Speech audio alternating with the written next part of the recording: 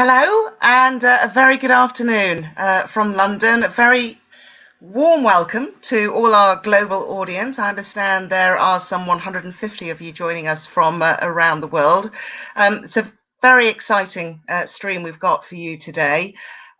Great conversations planned and a fantastic duo of a panel that has joined us this afternoon as well, afternoon London time, of course. So very quickly, just to introduce myself, I am Laquessa Burak. I'm a news anchor, currently work for BBC News and BBC World News, also worked for Sky News and Al Jazeera, and sometime also working in Africa, in South Africa at ENCA. So Africa is very close to my heart. Obviously, I was born there, and a lot of issues, particularly at the moment with the pandemic, are ones that I'm following very closely, shall we say. So today we're talking about innovation in the context of economic recovery, around, post and during the COVID-19 crisis. We know the pandemic is still going on, but it's never too early to plan. And of course, this variant is not going away. So people have to start planning to look after their economies and recover. So why is innovation important, and what do we actually mean by innovation? Well, the approach today is going to be fairly broad. We've got two guests who I will be introducing shortly. We're not just talking about new to the world innovation. Sometimes it's doing things differently that matters. And I think doing things differently with resources that you have is often one of the best approaches that you can look at, and it helps you to build that better as well. So we'll be hearing more of this from our speakers shortly. Just to let you know that today's event is supported by the DEGRP, which, if you don't know, is the Development and Economic Growth Research Programme. It's funded by the British Foreign, Commonwealth and Development Office, and also the Economic and Social Research Council. So there's a lot of world-class research that these bodies undertake, emphasis on inclusive economic growth, particularly in low-income countries. And it's these countries that are really bearing the brunt of recovering somehow with a pandemic that is still raging on.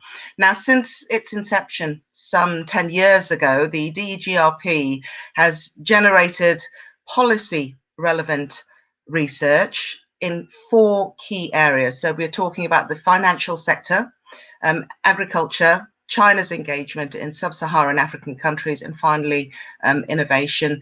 And you know that China's engagement in sub-Saharan African countries and Africa in general is very much very on vogue at the moment, because it was, of course, brought up at the G7. So really cutting edge research that's been done at the moment. Now, the program actually ends in September, so it is with an absolutely huge pleasure to be hosting one of its final events. I'm really excited to hear what's going to take place and what's been found, the research that's been going on. So before we begin today's session, I'd like to encourage a lot of exchange between all of you that are joining us today. We've got a fantastic audience around the world, so a sharing of ideas would be great, and I think key. And also sharing those ideas and the questions with our panelists. So to do that, you'll know that there is a Slido box, a comment box below the live stream. If you could just send your comments or your questions. If you'd like to direct a question to a particular panelist, then please put that in brackets or denote it somehow, and we will get those questions, time allowing, to our panelists in our Q&A segment. We're also on Twitter, so if you'd like to share and put some of your comments, only good ones, of course, then do tag us on Twitter, tag ODI and DEGRP in your tweets, and we'll be pasting the handles hopefully shortly in the Slido box if they're not there already. So those are the introductions of what's going on today. Let's get on with the most important things, and let's get on with the chat. And I'm going to introduce our first panelist, And this is very exciting because there is a book out, which I'll tell you about shortly, which you must get your hands on. It's by Professor Sholan Fu, and she is our first panelist today. She's also the founding director of the Technology and Management Center for Development and Professor of Technology and International Development at Oxford University. We are so lucky to have you with us today, so thank you very much. Professor Fu has been a consultant for many, many international development and multilateral organizations. All you have to do is Google her and it'll just chuck it all out. I was overwhelmed when I did my research. She was appointed by the Secretary General of the United Nations to a high-level advisory group of the UN Technology Facilitation Mechanism, and she's also a member of the UN Sustainable Development Solutions Network Leadership Council. All these bodies, I'm sure, the fact that you're joining us today, you are probably more than aware of. And also Council for Global Economic Transformation. An admirable research record is all I'm going to say. So much work has been published prolifically, if I might add. Some of the books and publications you should perhaps dig up. The Rise of the Technological Power in the South, China's Role in Global Economic Recovery, China's Path to Innovation, and her latest title, which has received much acclaim, is Innovation Under the Radar, which basically has inspired our webinar today. So Professor Fu, again, thank you very much for joining us. You obviously have an extensive knowledge on the subject of innovation and development. I'd like, first of all, for you to start off by telling us some of the key findings from the research that is presented in your book. Kind introduction, and many thanks to my colleagues at DEGRP and ODI for organizing the webinar today. Exactly as Lucas has mentioned, this book is an outcome of about 10 years work on innovation in Africa and other low-income countries, and started from a project funded by the DEGRP and also the collaboration with colleagues at ODI with DEGRP. So what we find, or what are the main findings from this research? First is that businesses in Africa and other low-income countries are innovative. This is a very impressive finding that what I have found when I went to Africa, started first time is about 10 years ago, or landed on the land and touched the land and talk to the people and look at the dynamics and the business there. And some people thought there is little innovation in Africa, and actually that is wrong. African business are innovative.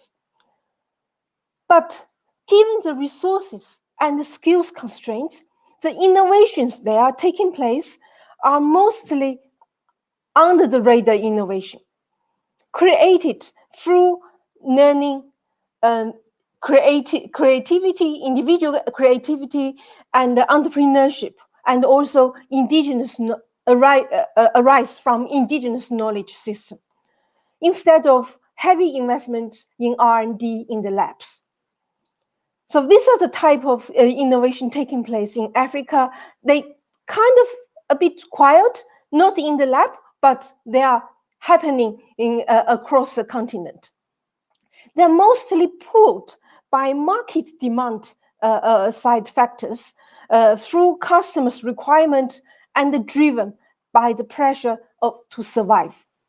So I still remember a women entrepreneur told me, I innovate to survive. And compared to the innovations in the East or Southeast Asia, we found some differences, about innovation in the low-income countries in Africa in comparison to those in the Southeast Asia. First is the role of the state and the innovation diffusion effect of the foreign direct investment are weaker in the African countries in comparison with that in the Southeast Asia or in the East Asian economies. Of course, there are some a few exceptions, like the case of Ethiopia. But in many of the countries that I have studied, in comparison from the cases of Southeast Asia, especially the East Asian economies like Japan and Korea and Singapore, of course China, the role played by the multinationals and the role played by the state are weaker. Secondly, is the participation in global value chain is significantly lower, which hinders the knowledge transfer and the industrial upgrading. What we have seen in Africa is more participation in the regional value chain, serving the African continent and also serving a national market.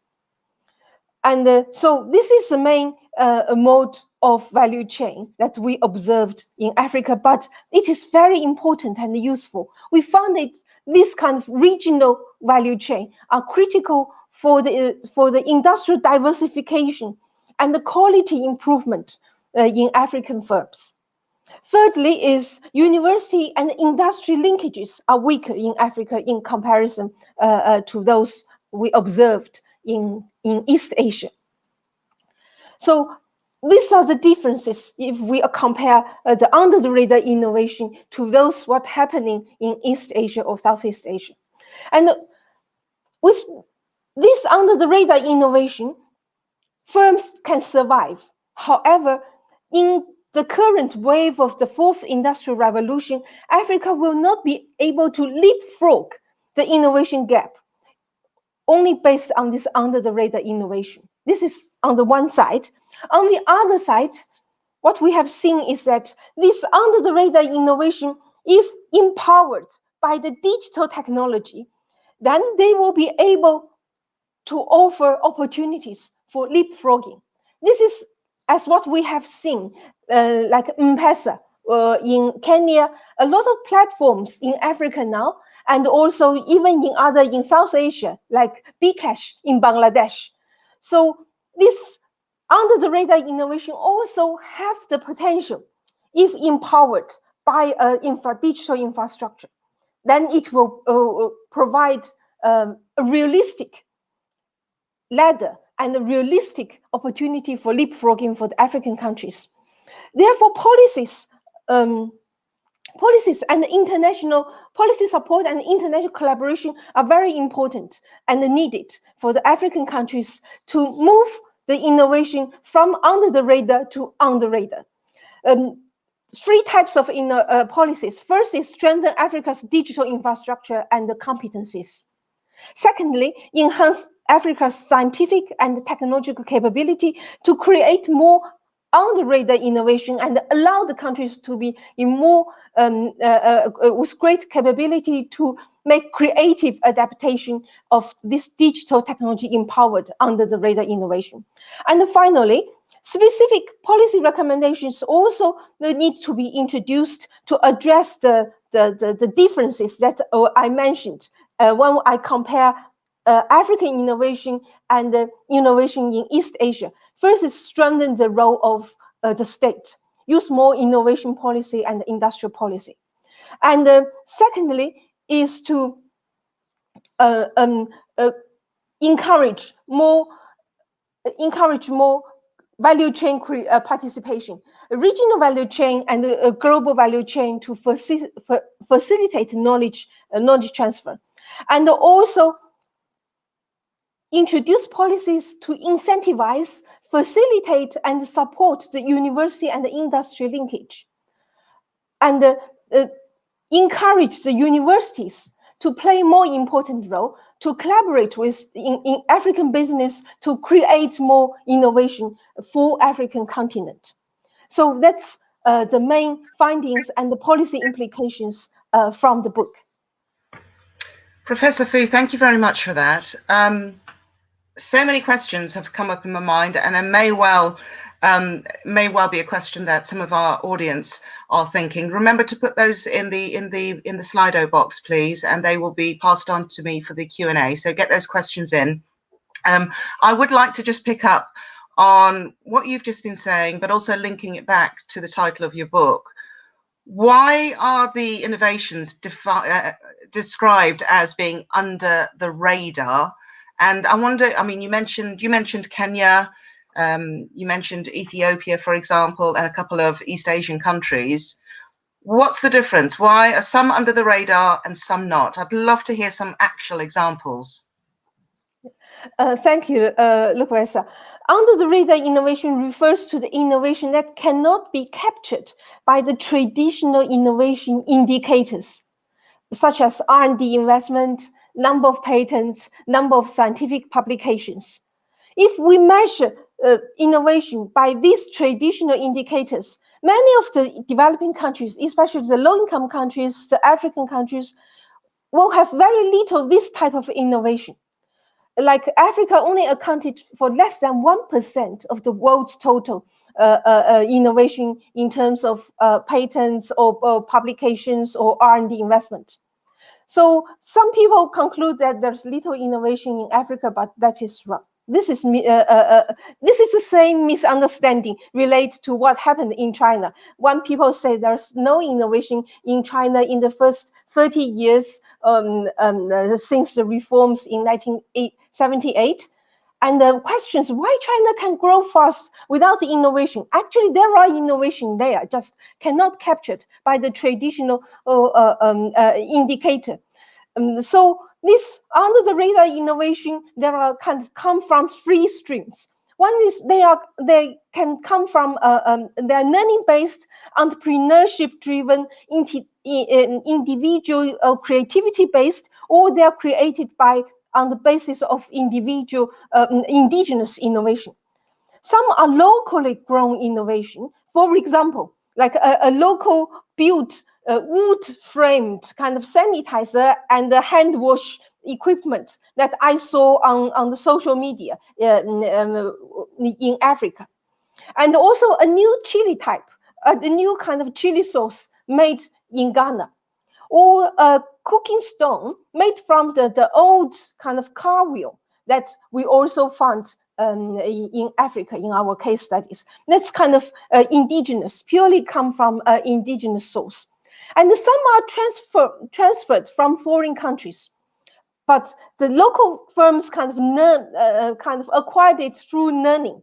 So, for example, many of the new to the country and the new to the firm, new products or new production methods, like in the pandemic, we see robots in the hospitals in Rwanda.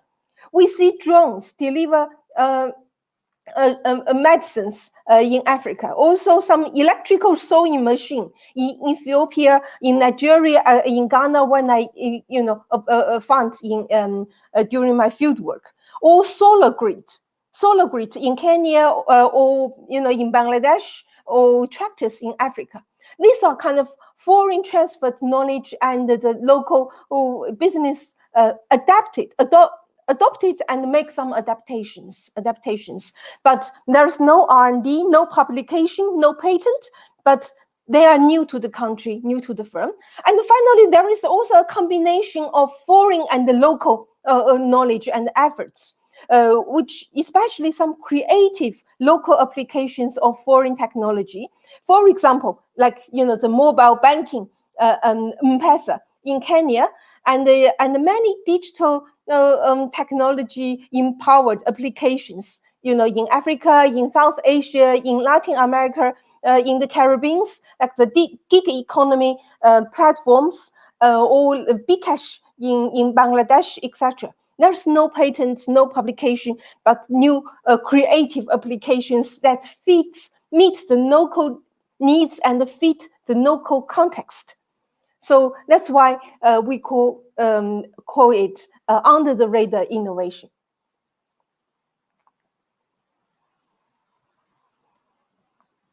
Unmute myself.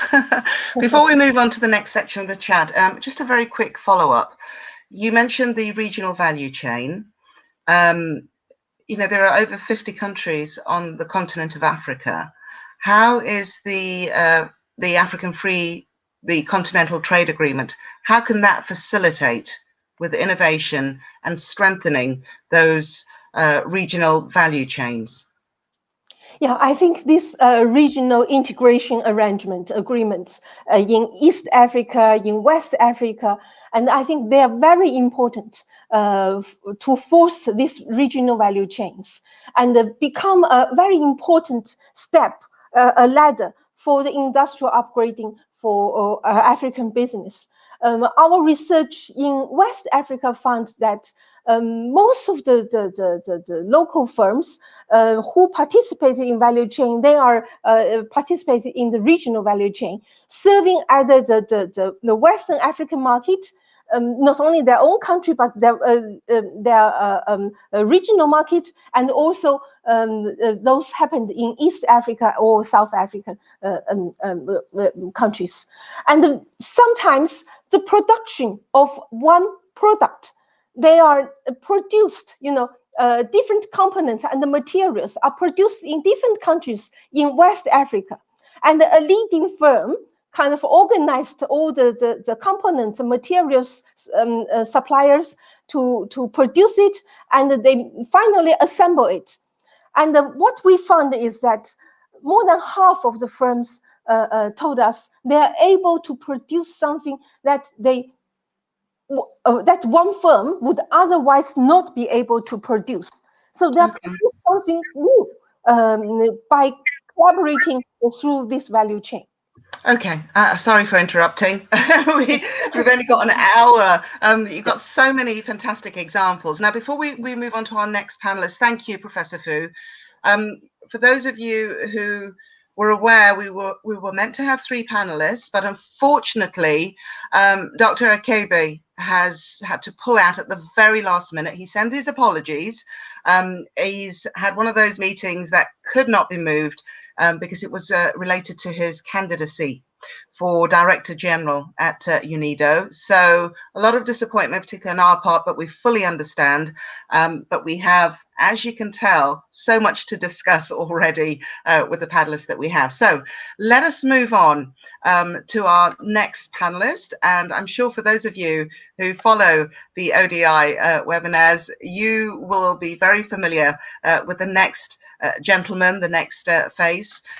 This is Dr. Dirk Willem de Velde, and Dirk, as he asked to be called, is the director of the International Economic Development Group at the ODI. He's also the director of the Supporting Economic Transformation Initiative and a research leader for innovation in the Development and Economic Growth Research Programme.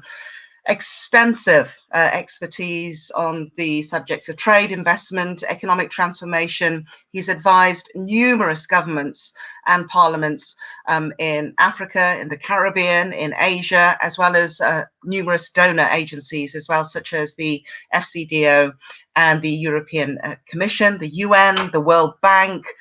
So all these topics, Dirk is the man to go to. So we're going to hear from Dirk now. And Dirk, obviously we're talking about innovation here.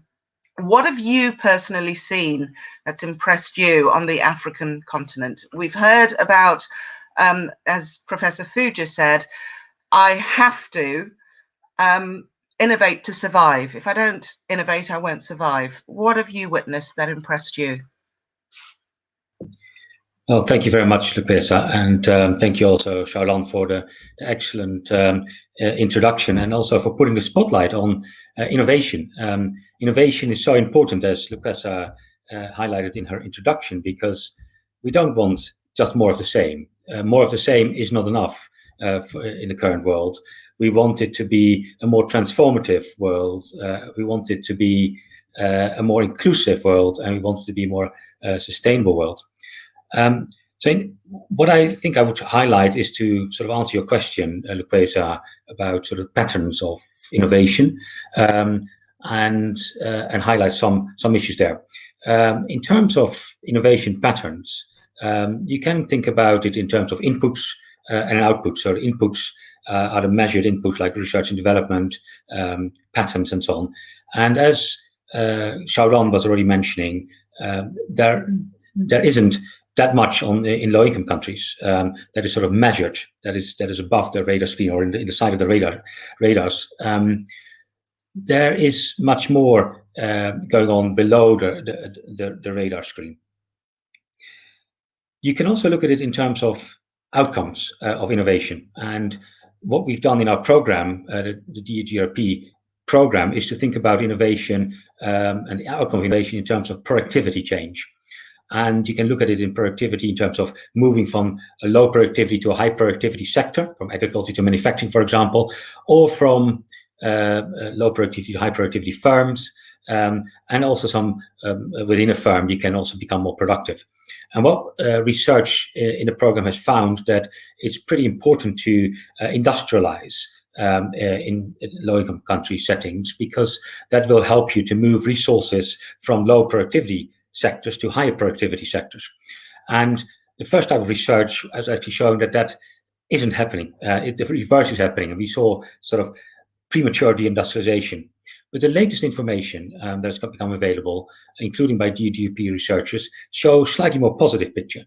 And that shows that if you take into account the informal sector, those parts of the economy that you don't really measure that much and that easily, you can actually show that quite a lot of people are increasingly taking part in the manufacturing sector, and that the manufacturing sector is actually doing better than initial research was suggesting, particularly in the African continent. Having said that, it's slightly positive. I'm also slightly pessimistic around innovation, in the sense that there is innovation going on, and it's keeping its pace, and there's increase in digital technology in African countries, particularly during the pandemic, of course, in the last year. You can see that in indicators. That pace of innovation in digital technology is going at a much slower rate than in some of the other countries, in the Asian countries. And I was glad also that Sharon also was able to bring that up, that comparison. And that if you project that forward, you might still get an uneven development. You might still get sort of a digital divide.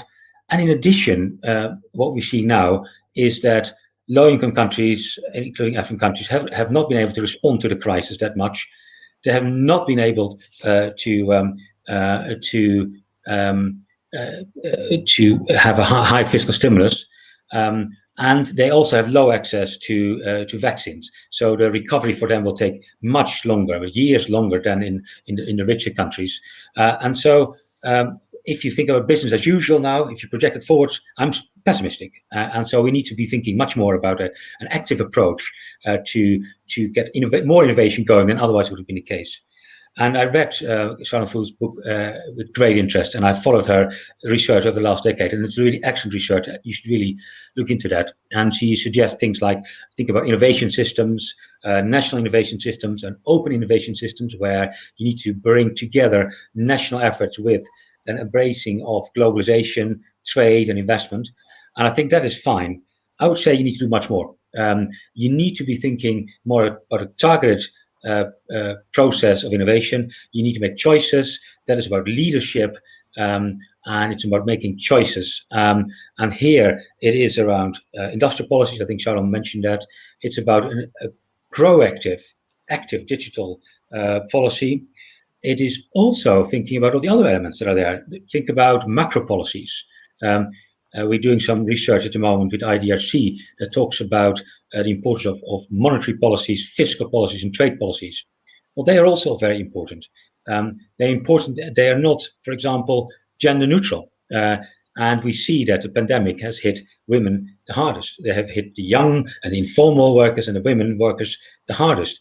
If we want to be thinking about a new type of recovery, a better recovery, one that puts innovation at the forefront, we also need to be thinking about how innovation can be stimulated. That is, proactively thinking about a more inclusive world, that inclusive of women, that thinks about addressing climate change and a greener technology. And for that, monetary policies, liquidity, availability, fiscal stimulus packages, they can be directed. Trade policies can also be supportive of diffusion of green technology, for example, or highlighting sectors that are particularly helpful for women workers. And so there's a lot of policies that need to be brought together and in an active way. There's macro policies, there's the digital policies, and we need to see a more active approach towards that. Otherwise, we see some improvement, but not the improvement that we need to see to really go to a better world, and where the digital divide is being closed. Dirk, thank you very much for that. I'm going to put a question to both of you. Dirk, I'll start off with you, seeing as you're in the flow, and I'll put the same question to Xiaolan. What would be the first policy or action that you would take to put everything you've discussed into place if you were looking at one of the 52 countries on the African continent? What is the first action that you would instigate? Because a lot of this is, yes, that is a wonderful big idea. A lot of people on the continent would know, yes, we have to innovate to survive. And we understand the fiscal ideas. We understand the political will, the need for political will. But to action your ideas, what is the first thing that a government needs to do? Yeah, well, that's the question that we often are asked the question: what should we do on Monday morning? What should we be doing differently to actually make it all happen? You're absolutely right there. And I've followed an economy like Nigeria for quite some time, and there you think, well, an oil price collapse will make them change things and do things differently and change the economy so that they can transform the economy so they're less vulnerable to the next oil price shock. But it doesn't happen there often. And there are some very targeted areas where there is a lot of innovation going on. But countrywide, the incentives aren't there to bring together and to coordinate and to really think about innovation in a broad sense. It's a pity that Dr. Arkebe isn't here. He would be a year ago when the pandemic hit. We were on the phone the whole time with a range of actors, some private sector actors in industrial parks. There were various agencies thinking about how you can retool manufacturing firms that are not just were doing garments firms into PPE producers, for example. And that requires leadership. It requires somebody on the top to sort of say, with a vision, to say, we need to actively address certain issues. We need to change our way of producing things. We need to have a different product, and we need to coordinate. We need to make sure that we produce against certain standards. We need to import knowledge here. We need to get Ethiopian Airlines to transport the PPE products. We need to import the right quality, and that requires coordination. So what I would say is just empower those leaders that have visions and can bring together. And if we're linked often in forming also donor policies. If we can have one policy suggestion to donors is to sort of provide the space for leaders that have fantastic ideas, that want to bring actors together to change things, to change production processes, and to give them the space to do that, and the resources as well to implement industrial policies, strategies. So that's sort of what I would say, number one. And from that, if you got a vision, the rest will follow. The resources may follow. The macro policies should be coming into place. You think about your trade policies, and it's just stepping behind those individuals, those institutions that are there, that are capable of doing it. That's what I would say. Thank you, Dirk. And very quickly, your answer to this before we come to questions from the audience. They are coming in thick and fast. So, Professor Fu, your answer to that same question quickly.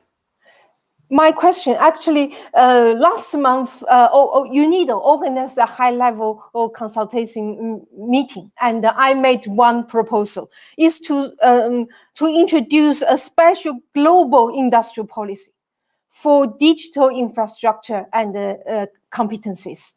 So, if for me the top one is we need this is a digital infrastructure relates to the global. So we need a global industrial policy and make the digital sector as a special zone. It's not a geographic special zone, it's an industrial special zone.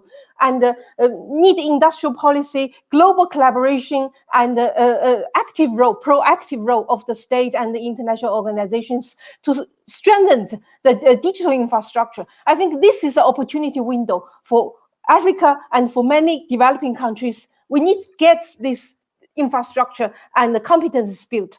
And the creativity of the local firms, you see, when they are on it, they will fly. Professor, I love your passion. It's fantastic. It's amazing. When I ask you both, what's the first thing? The passion that came out of both of you, Dirk and Sholan, was wonderful to witness. Before we come to our questions, I just want to point our audience to a poll that we are running. So you've heard some key words there already. You've just heard from Dr. Fu, digitalization, infrastructure. You heard much the same from Dirk as well. So from your point of view, we are asking you, in which area should innovation happen in African countries to support their post-pandemic economic recovery? Is it digitalization? Is it the green economy? Is there a place for it when we're just coming out of a crisis? Is it the right time to focus on being green? Does the climate crisis, is that the top priority? How does that fit in with recovering from the pandemic? Also, manufacturing for health. We've all heard about South Africa having the capability to produce the vaccine, but not being given the license. So is that important? Energy, for example, should the blackouts come to an end in your country, if you're with us in Africa? Is that your priority? What is going on with the energy infrastructure? Should we be looking at alternatives, green alternatives? Why aren't they viable sometimes? Why isn't there solar everywhere? And again, infrastructure. And if you click on the other button, we would love to know what your other priority is when it comes to innovation and supporting African countries coming out of a post-pandemic recovery. So that is the poll. Please click on the option. We need to hear from you, and we'll take those answers forward. All right, let's go to our Q&A. As I said before, Q&A, your questions, if you want to target it to Dirk or to Professor Fu expressly, then just let us know. It's in the Slido bar, and then we'll pass them on. So our first question comes from BJ Kumar. Professor Fu, BJ Kumar is the Executive Director of the Global Network of Civil Society Organizations for Disaster Reduction. And they're asking, on Africa's participation in global supply chains, how does it relate to patent rights and confronting the acceptance of Africa as a market by the rich? Fantastic question. Professor Fu, take it away. This is a very important question. I have 2 points on this. First is intellectual property now play an increasingly more important role in the global economy, in economic growth. And also it is the most capable factor to capture the value added. So like the WIPO, World Intellectual Property Organization, find out in the global value chain, this intangibles, the intellectual properties, capture most of the value added, then physical capital and then per unit labor. So now, however, these intellectual properties and other types of intangibles are mostly kind of owned by the multinationals, the rich peoples, or those with the high skills. So as a result, the income distribution is increasingly uneven, increasingly concentrated to those who own these intangibles, and also along the value chain to those kind of companies, organizations who own it. And in addition, they take the control. It's not only income get more, they have this controlship of in terms of governance. So that is second. The third is about this IP control will prevent others from entering, prevent others from upgrading. So this is a very important issue we need to negotiate and look at this. And my argument is that we have to look at by sector and by country. For the low-income countries, for the African countries, we need to think about exemption or different royalty rate. And also by sector, like the sectors relate to food, to medicines, to those relate to people's basic life needs. And also we need special policies to facilitate the transfer of intellectual property rights, and also to support the developing countries to get access and build their own capabilities. So for the vaccine, I have made a proposal. I sent to some of the international organizations, and also now it's under review with the journal. Is the vaccine, in terms of vaccine, IP is not the key. There are a lot of other tacit knowledge around the whole capability to produce a vaccine. And therefore, we need to encourage and engage these those multinationals or organizations. Looks like to we've got a. Yes, please. Look, Vanessa, can you hear? So vaccine, I just finished. We need to engage and encourage the multinationals to collaborate with the developing countries through using foreign direct investment, like joint ventures, to share the knowledge and share the tacit knowledge and IP, and enable the developing countries to be able to produce vaccine across the globe in a kind of regional hub. Okay, I think I've just had the message that unfortunately Loquesa's connection has dropped. Let me sort of take over as well, and maybe just answer one of the questions that has just come through, and perhaps you can also answer that, Sharon. But I thought your answer already addressed part of it. So one of the questions was, what is the role for technology transfer to reduce the innovation gap between Africa and the rest of the world? And that's an excellent question. And I think your research highlights that. I would also argue that it's really important to import sort of knowledge through technology, and so through foreign direct investment and so on. But it's also very important that that you actually build up domestic capabilities. And perhaps to sort of give one example, and it's great that Lucreza is back. One issue to highlight here is, for example, technology transfer in the energy sector. So think about going more towards a more greener recovery. And there are different ways of thinking about this. First of all, some would say the finance is there. So there's lots of finance slushing around in richer countries and so on. There's available at low cost. It just needs the good projects. But then some others say the projects aren't there, so we need to work on the project pipeline. The project pipeline, so the projects need to be improved. The projects need to be profitable, energy saving or energy producing projects need to be profitable. And in order to do that, you sometimes need to go regionally. And that's, for example, where some would say you need to have a more regional approach to energy projects. And if you bring that together, if you think through bringing together, on the one hand, the financiers that are there, and on the other hand,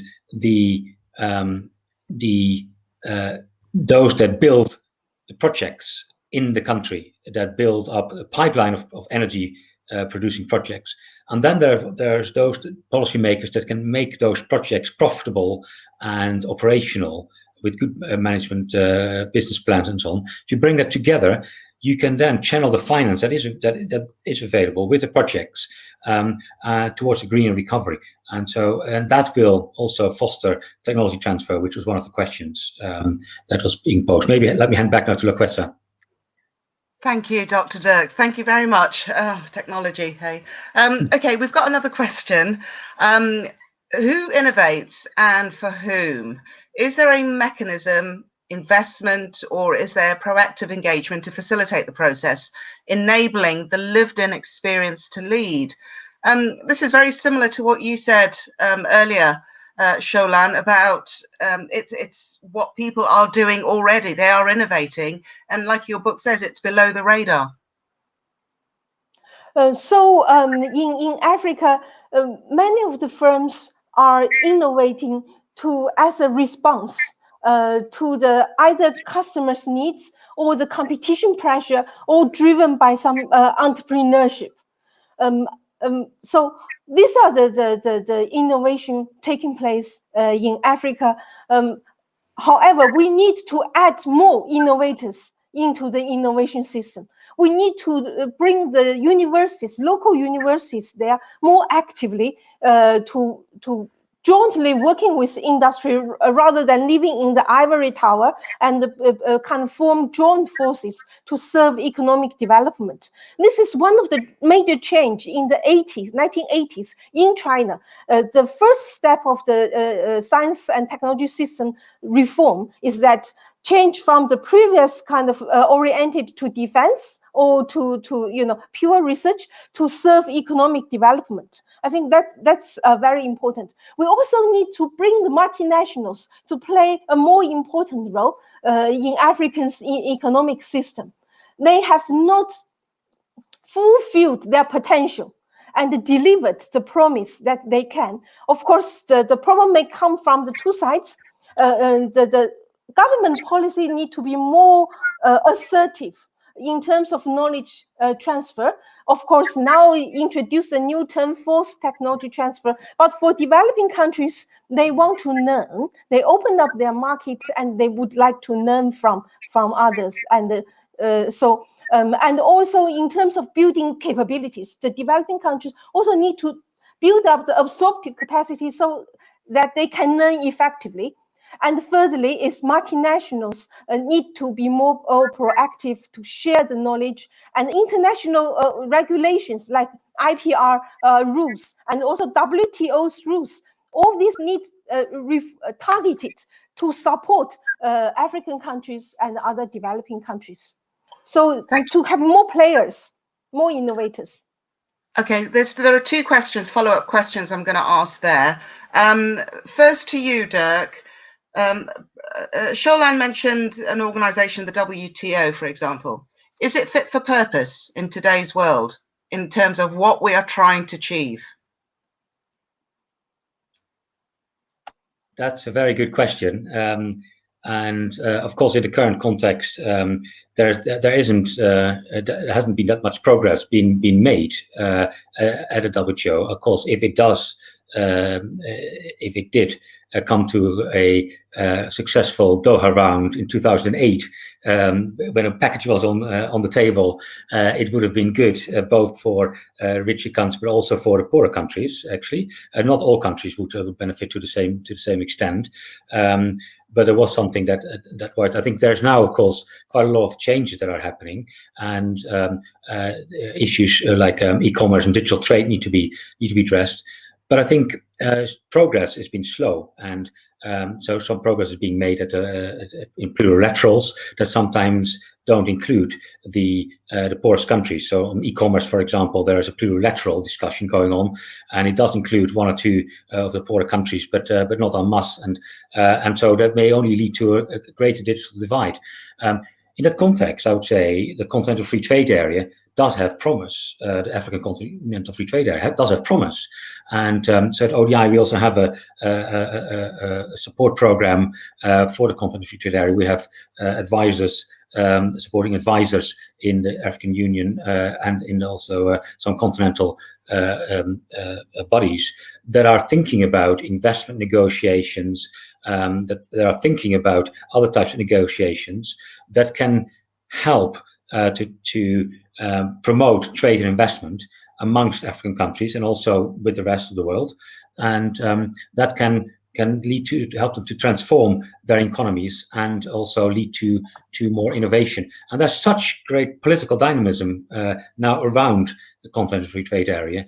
It's just in the space of 4 years, there have been so many countries have signed up and ratified. And it's now the Continental Free Trade has now become operational. That it would be fantastic if we can now move really to implementation, and that there's sort of positive spillover between implementation and negotiation of further rules that can, including on e-commerce, that can help African countries to trade and invest more amongst each others, whilst other trading blocks have trade wars, and whilst there might not be that much progress. But don't give hope on the WTO either. I think it's still important, for example, to reduce the agriculture subsidies in northern countries. That it's still important to reduce their protection in that sense. So that's still important. So don't give up on that. But I would also say that in the meantime, you can go to WTO plus. You can do much more at regional level, including in the Continental Free Trade Area, which will be helpful for innovation and a high living standards. Dirk, thank you very much. So the second question I'm going to direct back to yourself, Sholan. You mentioned the role of multinationals, and there wasn't enough engagement with helping to promote innovation. Why not? What did your research find? Why not? What I have found is that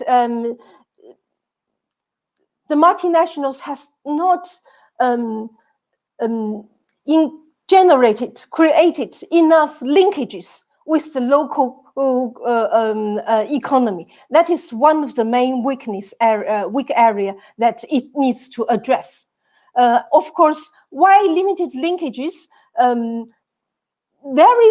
There are reasons on the capabilities, local capabilities, to be able to produce the components that will fit the needs of the multinationals. But also there is also a kind of incentives on the multinational side to really reach out, to engage, not only seeing the business with the local market as as a source, as a center of profits, rather than as a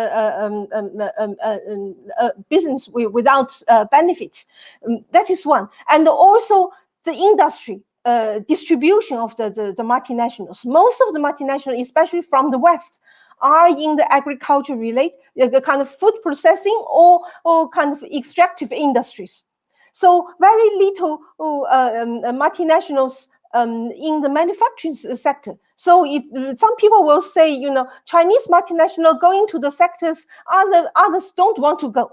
That's Deborah Boatingen in her book has made this argument. So Chinese multinationals went to the manufacturing sector, but we need more multinationals went to go to the manufacturing sector in Africa to generate more linkages, because this is an industry that will have naturally will have much more linkages with the local economy and the linkage with knowledge and technology intensity. So that's very important factors, and of course government requirements and the industry policy to encourage this are also very important.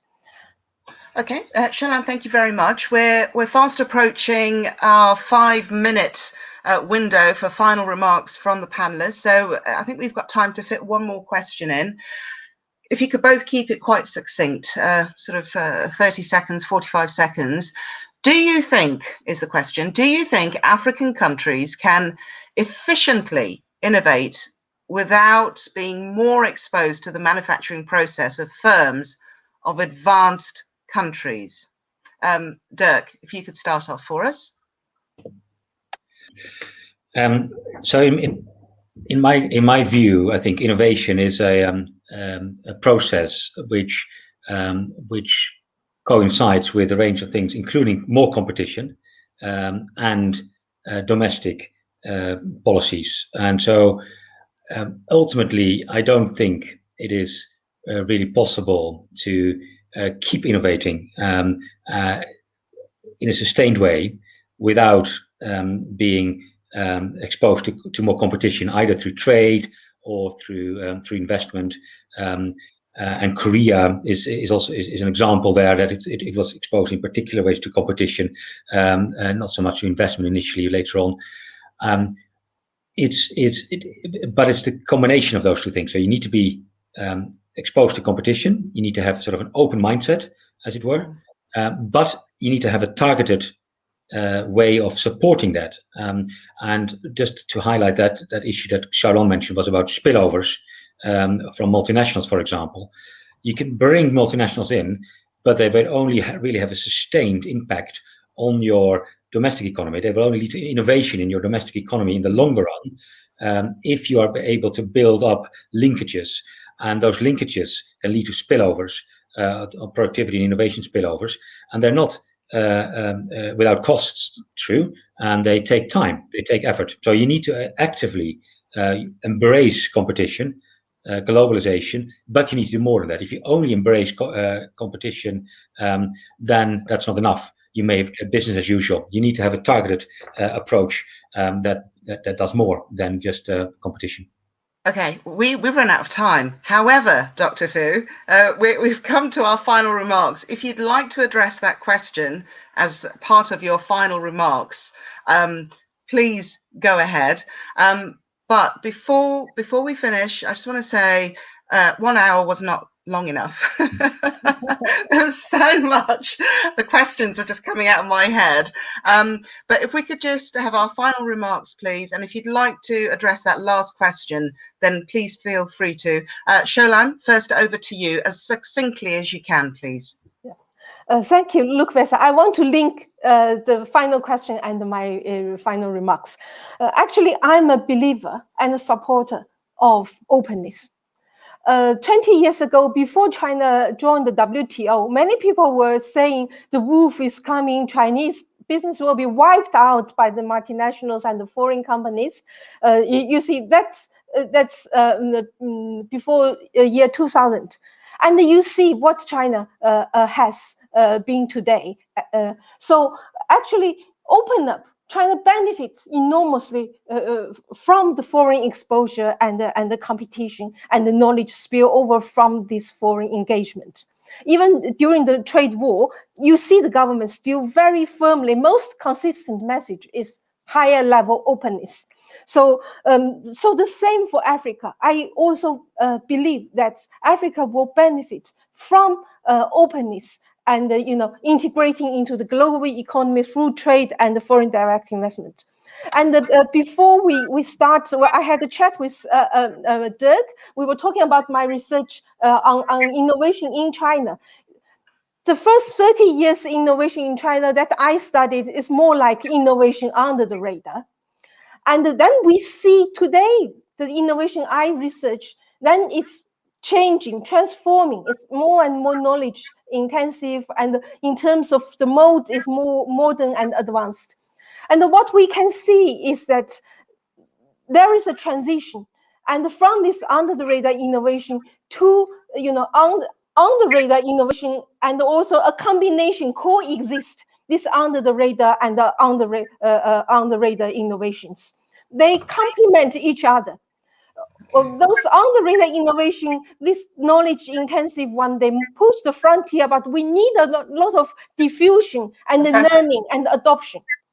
Professor Fu, thank you so much. Dirk, you've got about 30 seconds for your final takeaway, please. Okay, so my final takeaway is to say I am a bit more optimistic on the ability of particularly African countries to industrialize than perhaps some of the mainstream work from Daniel Roderick recently. I'm at the same time still pessimistic about the current position of low-income countries in the global economy.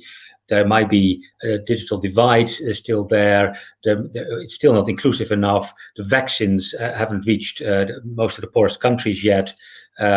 There still needs to be more emphasis on the green economy. So therefore, I think we have an uphill struggle to do more than business as usual. We need to make sure that we do things differently. We need to innovate. And that is, as I hope you've now realized, an uphill struggle. It's not impossible, but it takes a lot of work. It's leadership, it is coordinating activities, it's a range of policies that need to be put in place, and it's really, really important to just work at it and never give up. Dirk, thank you very much. Sholan, thank you very much as well. We have run out of time, so I've got about 30 seconds. And what I'd really love to say is thank you for getting back to us on the poll. Your number one priority when it came to innovation was the green economy. So you cannot innovate without thinking green. I think we need to get back to governments on that, don't we? Because I think the public and organizations are really pushing the agenda. So thank you very, very much for that. The answers amongst the other issues were fairly nicely spread, but green economy just picked the others with 25%. Thank you for joining us today for our look at innovation as a possible solution in a post-pandemic crisis and during a pandemic, in fact. If you'd like to watch the event again, please head over to the ODI website. That'll be uploaded over the coming days. Just give us time for that. It'll also be on YouTube, and share the content. And if you'd like us to look deeper into this, get in touch, because this pandemic isn't over. Governments are learning, people are learning, research is ongoing. So get in touch with us. But finally, we would like to thank the Foreign, Commonwealth and Development Office, and also the Economic and Social Research, and the ODI for facilitating the dialogue. Thank you. It's been fascinating for me particularly, as well as the Development and Economic Growth Research Programme, which sadly comes to an end this year. Bad timing, I say. I think you need more budget. There's a lot of work to do. Thank you, everyone, for joining us, but especially thank you to our panelists today, Dr. Professor Sholan Fu and Dr. Dirk Willem de Velde. Thank you, and have a lovely week.